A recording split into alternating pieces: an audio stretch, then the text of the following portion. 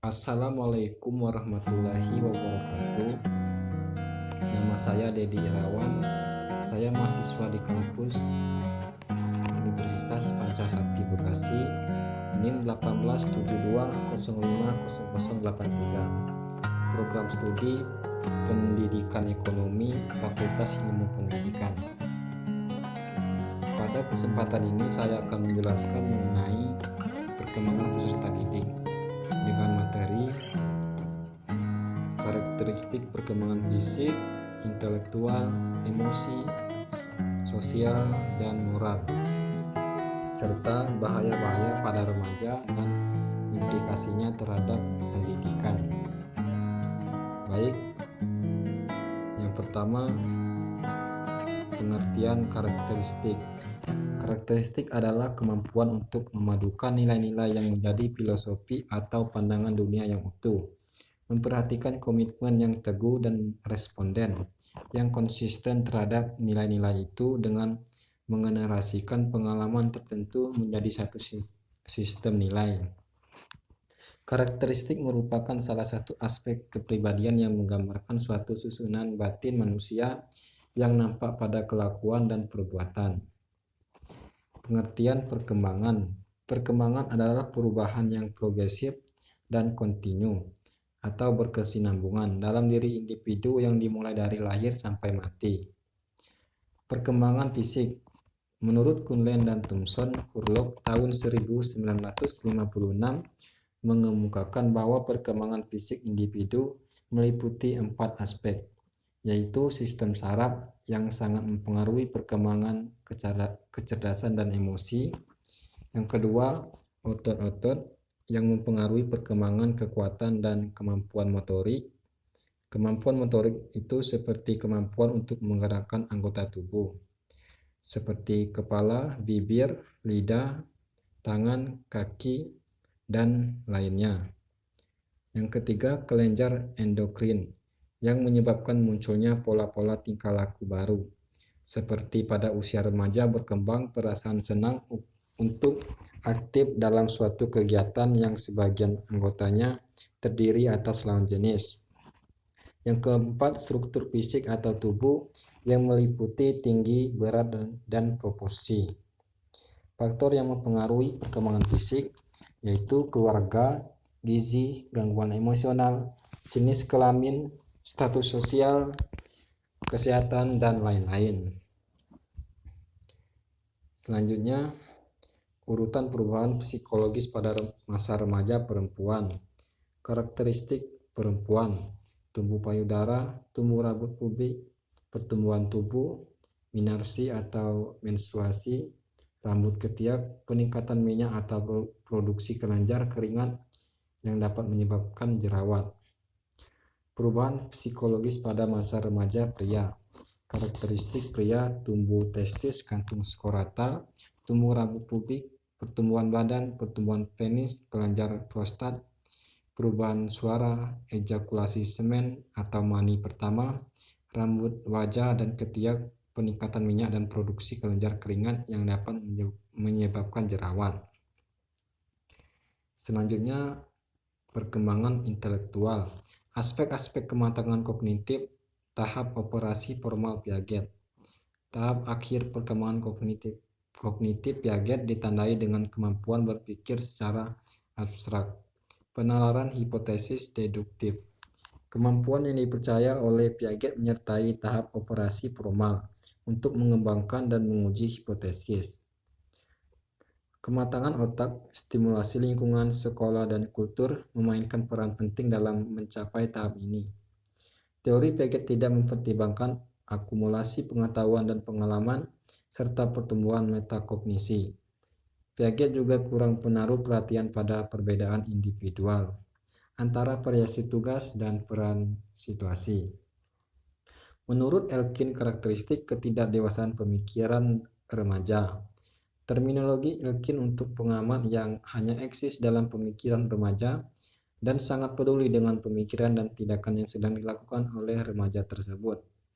Terminologi Elkin untuk menyakitkan bahwa orang tersebut spesial, unik, dan bukan merupakan subjek peraturan yang mengatur seluruh dunia selain dirinya.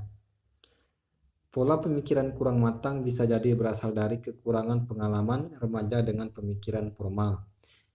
Pemikiran dari sini termasuk idealisme dan tidak kritis, kurang argumentatif, ragu-ragu, hipokrisisi, kesadaran diri dan asumsi kekhususan dan ketidakmampuan. Penalaran moral, teori Kolber, moralitas pro-konvensional. Level pertama teori penalaran moral Kolber di mana kontrolnya masih eksternal. Moralitas konvensional. Level kedua teori penalaran moral Kolber di mana standar figur otoritas sudah terinternalisasikan. Level ketiga penalaran moral Kolber di mana seseorang sudah mengikuti prinsip moral internal dan dapat memutuskan di antara standar moral yang berlawanan. Selanjutnya perkembangan emosi, pencarian identitas. Identitas merujuk pada Erikson.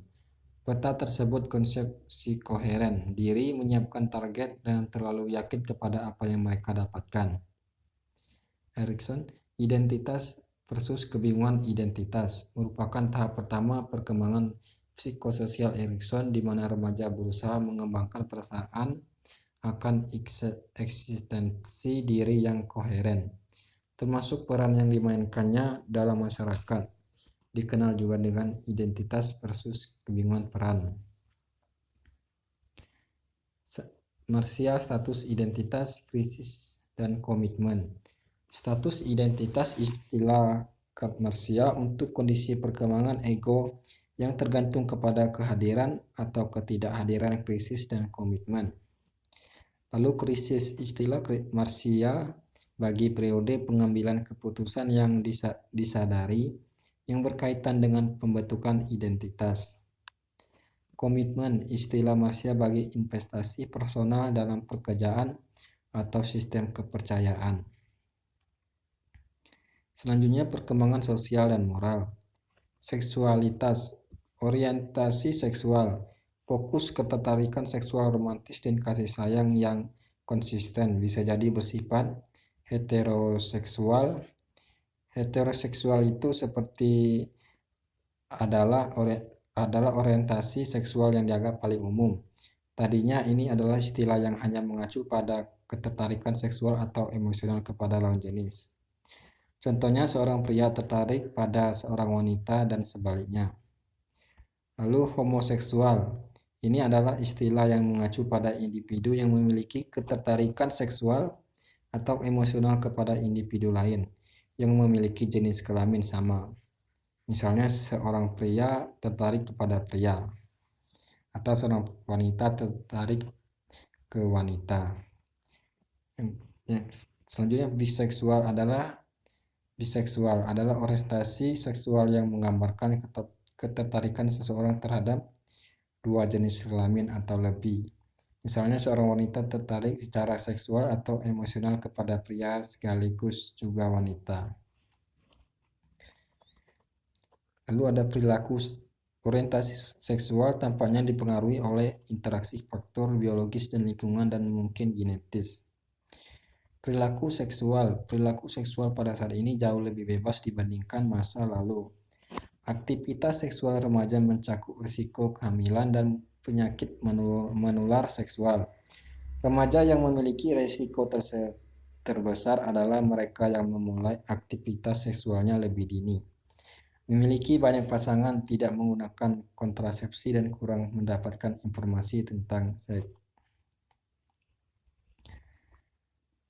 Selanjutnya, bahaya pada remaja.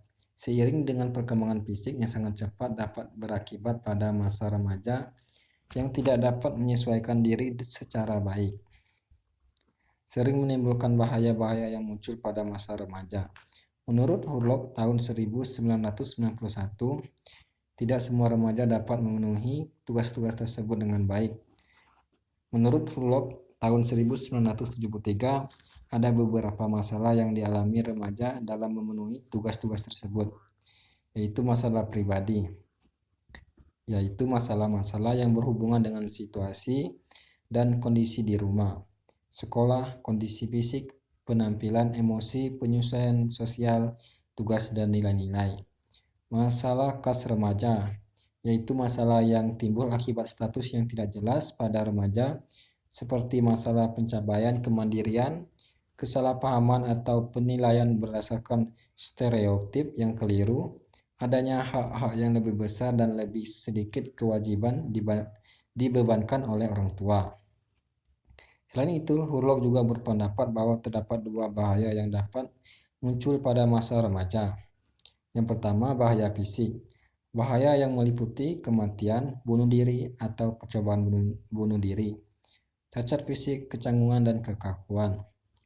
Lalu bahaya psikis, yaitu bersekitar kegagalan menjalani peralihan psikologis ke arah kematangan yang merupakan tugas perkembangan masa remaja yang penting. Selanjutnya, implikasi perkembangan masa remaja terhadap dunia pendidikan. Masa remaja merupakan masa yang sangat krusial dalam kehidupannya, karena keberhasilan dalam menatapi masa depannya juga dipengaruhi oleh keberhasilan remaja dalam menjalani perkembangannya. Oleh karena itu, diperlukan perhatian yang lebih dari para pendidik, baik orang tua maupun guru. Implikasi dalam pendidikan perlu memperhatikan perkembangan yang terjadi pada masa remaja tersebut. Misalnya perlu pendidikan seks yang diintegrasikan dalam proses pembelajaran. Selain itu, agar perkembangan fisiknya dapat optimal, maka pemenuhan gizi harus mendapat perhatian dari orang tuanya, agar tidak menimbulkan efek yang bisa berakibat kurangnya dalam penerimaan sosial.